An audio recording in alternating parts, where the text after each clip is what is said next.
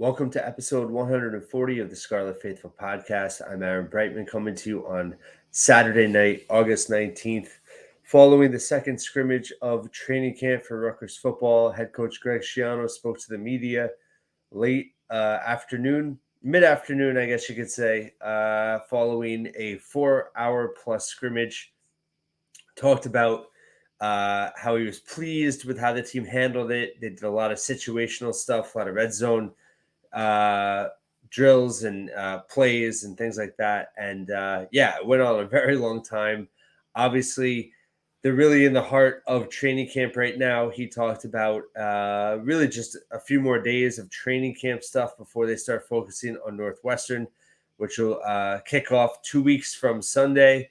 Hard to believe how close it is. So wanted to just kind of interpret some of his comments and get a better feel. We talked about last week. He's pretty down. Did not see his body language wasn't great. He seemed very frustrated, and had a lot of constructive criticism, which seems very warranted in terms of how he discussed things, and to be expected, I think, to some extent in terms of where they were in camp. There now, a week later, you expect progress. He certainly was more positive. But I do think if you read between, or not between the lines, but if you really listen to what he's saying, the defense, obviously, he was pleased with. He said looked better. He said there weren't many explosive plays on offense. I think in a way, things are a bit hard to gauge right now. How good is the defense? Is the Rutgers offense potentially better than there seems like they're looking? Because the defense is that good? Or is the defense looking better because the Rutgers offense isn't looking that great or isn't that great? So a lot to unpack, a lot of unknowns. He did have a lot of nice comments to say about tight end transfer Sean Bowman from Maine. He seems pretty high on him. Talked about his ability to help in multiple ways. I think he's going to be a big part of the blocking schemes in the run game. So I think he's going to be out there a lot. And then, his pass catching ability, if you look at his film, I mean, the way he's able to catch balls in the middle of the field and get yards after the catch could be a huge asset for this team. So I think he's going to prove to be a really good pickup. And Schiano seemed very genuinely positive on him today. And also talked about Aaron Young, was positive on him. Obviously, he needs to stay healthy. But I do think he'll play a big role. I know he got a lot of action today. And, I've always talked about his potential in the pass game out of the backfield. I do think he'll get some carries this year as well. He needs to get rhythm. He needs to get momentum in terms of playing game after game after game. His whole career has just been disjointed in terms of injuries, and it's been unfortunate. And I do like him, and I think he plays with a certain poise that this team needs. So those were two encouraging signs for the offense. He did talk about Wimsatt being improved in terms of his performance and going through his progressions. He's talking about, really working in the red zone, tighter spaces, less time to react, and that they were pretty happy with his decision-making. Schiano did say overall, with the team, he was pleased with how they handled the whole day, but there would be things on film that they wouldn't like. So, it does sound like they're handling their business in a positive way. But again, it all comes down to execution. We know that. And can Gavin Wimsatt execute at a higher level? Obviously, he has to execute at a higher level than last year, 44% completion rate. But can he execute at a high enough level for this offense to take a significant jump? Can the offensive line, who Schiano said they don't have, they don't know the starters yet, and that's a reference to the right side of the line, right, with right guard battle between Kobe Asamoah and Mike Sciafoni, and then right tackle between Tyler Needham and Kamara Missouri. So they don't have the starters yet. They're hoping to in the next few days. I would say at this point, it's less than ideal that you don't have that. He did kind of turn it and say it was based on how strong they're competing and not a lack of someone stepping up. But regardless, I think at this point you'd like to have your five solidified. They're going to have to make that decision soon because they're going to need reps as a starting five as much as possible. So ideally, listen, there's a lot of teams that come into training camp with their starting five pretty much solidified, and they're getting reps all through camp together. So that's not happening. It's no one's fault. I mean, it is what it is. That's the nature of rebuilding the offensive line. But I think that, a decision has to be made soon. It sounds like it's going to be made this week. But I think, the jury's out. The jury's out in terms of how cohesive the offensive line can be together. I do, really like Ireland Brown at center. And then you have Curtis Dunlap Jr. moving over to left guard from right guard last year. And then Holland Pierce doing the same from left tackle to right tackle to left tackle. Excuse me. So they'll be on the left side defending Wimsatt's, protecting Wimsatt's blind side. And, it's going to be interesting to see how it works out. So between the offensive line, between the questions on Wimsatt, his accuracy, his decision-making, his ability to read defenses and, make the right reads, make the right progressions, that's all developmental stuff that, we're waiting to see in terms of his time under offensive coordinator Kirk Ciarrocca this offseason. That is obviously crucial to his making significant improvement this fall. Talked about wide receivers, was asked about, the transfers that came in, Jaquay Jackson, Azim Brantley, and all the freshmen. There's 7 freshmen in the mix. Didn't really give him much in terms of an answer. It was reported by NJ.com, Pat Lanny, that, Ian Strong looked good again. Brian Fonseca wrote about him this week. True freshman for New York State, and has a chance to play a big role in the pass game this year as a true freshman receiver.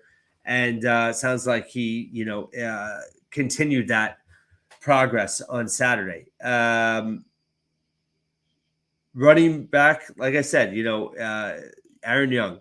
Tight end, Bowman looks good. I've heard good things about Langan. I think those two are going to play a lot. Offensive line kind of up in the air, especially on the right side. Then you have, obviously Wimsatt and the receiving core. Who's going to step up? So, listen, there's a lot of questions on offense. There's just a lot. And it could all come together. But it remains to be seen. And I think, Schiano, I thought it was good in his press conference, but I think that it's obvious if you pair all that together and you listen to him, they don't know. They don't know what they're going to get out of the offense yet. And it's understandable, but I think that leads to the understanding that expectations need to be tempered, I think, to a degree. Honestly, I don't. I think best case scenario isn't necessarily the most. Is definitely not the most likely scenario. Just in terms of it all coming together, a lot has to come together for the Rutgers offense to be at a level that this team can win 6 or more games. Now, the flip side of that, how good is the defense? We don't know. Can they make that leap? Can they be a disruptive force? Can they force takeaways? Can they create situations that are conducive for the offense to work in short fields, to get them opportunities to put points on the board that don't require them to go 80 yards and 12 plays on drives? That is going to be a huge key to the season.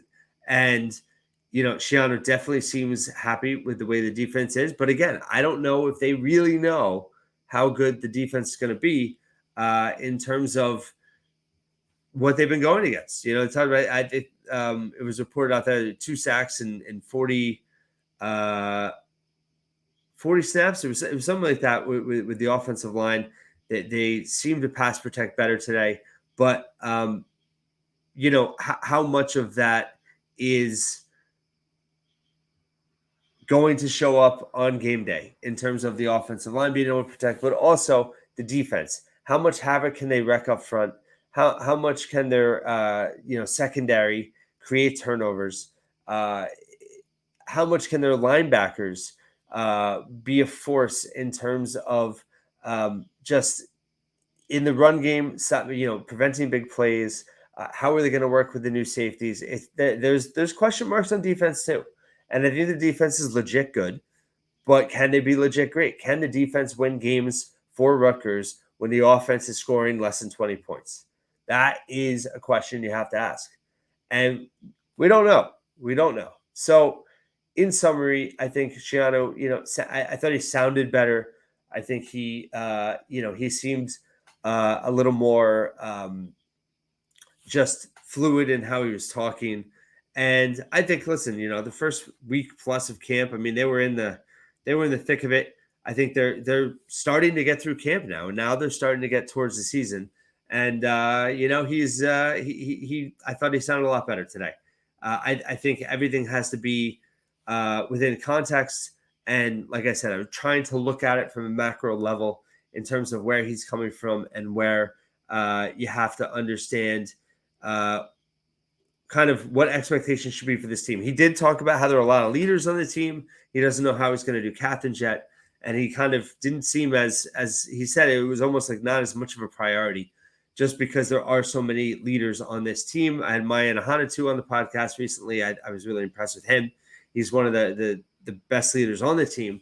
And so that's encouraging, right? That's encouraging. I think it is a mature team. You're obviously working in some young guys, but you have some older guys. You have some guys that have been with Schiano the whole time now. You have some experienced Big Ten players, both returning, and guys they brought in. Flip Dixon, obviously, is someone that should be pretty seamless in terms of his transition. So we'll see. We'll see. There's a long way to go. I did talk about on Friday the need to have to beat Northwestern. Someone questioned me on that. Listen, you have to beat Northwestern. You just have to, because the turmoil that comes with losing that game, it clouds the whole season. And yes, it's one game technically, and you can still win 6 more. But if you lose a game like that, it's crushing. It's crushing. It would crush the fan base. The media scrutiny would ramp up. There would be so many questions and just on Wimsat and the offensive line, and just so much in terms of this team does not need that heat after 1 week. They just don't. They need to get through that game. I don't care if they win 14-13. Just win the game and move on and have a chance to go 2-0 and then 3-0. That's what you need. You got to win that game. You lose that game, it opens the door for things to snowball and it be a disastrous season. And that's just the truth. And I think the urgency of that game should be expressed, and I'm sure it is. It seems, I do think that Schiano is showing urgency, and obviously, it's an exciting time going into the season, but I think they know, and I think they feel it, and I think they want it to be a very important season, and they want to make real strides this season. And I think the team believes they can, and that's important. But a lot of question marks. None of those are going to be answered today. I do think, nothing really groundbreaking from Schiano, but I think that enough takeaways in what he said and how he said it, that, we know that this team is kind of in that spot of a wait and see. What are they going to look like on opening day, and what steps can they make on offense, and how much better can that defense be this year? Thanks for listening and watching the Scarlet Faithful podcast once again.